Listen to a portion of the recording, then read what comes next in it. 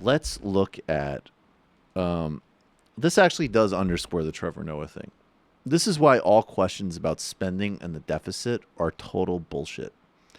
And anybody who brings them up is undermining any type of movement in the direction of either full economic democracy, like Jamie's talking about, or essential social democracy. And this is another example of Republicans telling on themselves. This is Representative Tom Reed in New York's 23rd district, so probably someone who can be taken out in the next election cycle. And of course, this is what Republicans do. After blowing up the deficit in a orgy of redistribution of wealth to the already infinitely over wealthy, they then evoke a lot of concerns about the deficit.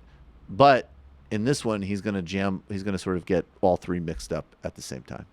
I know you had a chance to meet with the president's top economic advisor, Larry Kudlow, over the White House earlier this morning. Did you talk about the federal deficit? Because it's absolutely ballooning right now under President Trump and the Republican leadership of the House and the Senate. Take a look at this. The Congressional Budget Office, nonpartisan, as you know, now expects it to hit $1 trillion by next year. How do you explain that to voters who sent Republicans to Washington to shrink that deficit, come up with some sort of balanced budget? Well, this is why I disagreed with our leadership on the last the recent spending bill, where I voted against it, because I think we did the right thing in tax reform to grow the economy. We're seeing economic growth, job creation in America that we haven't seen in decades. That is a key component of the solution to the problem of the national debt. But Wolf, what we need to do is get the spending under control. This is a spending-driven problem, and to my colleagues on our side of the aisle, let's roll up our sleeves and work across the aisle to solve the spending problem that's causing this deficit crisis in our time. Do you support borrowing $12 billion from China to help U.S. agricultural, to help American farmers deal with the tariffs issue that the president has himself put forward that has hurt American farmers?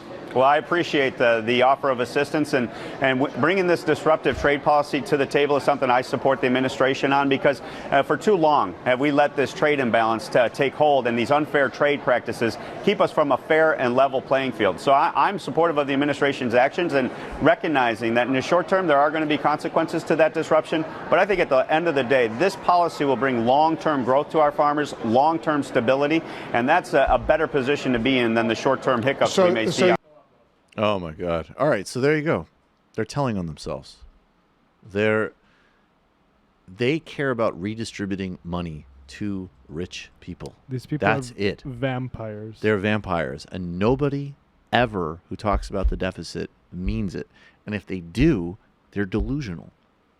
Those are the options. People who talk about the deficit are either Republican or Democratic ghouls who want to slash spending and give more away to the wealthy. Or shout out to Grover Norquist. Shout out to Paul Ryan. Shout out to Mitch McConnell. Shout out to Donald Trump. Shout out to all of them.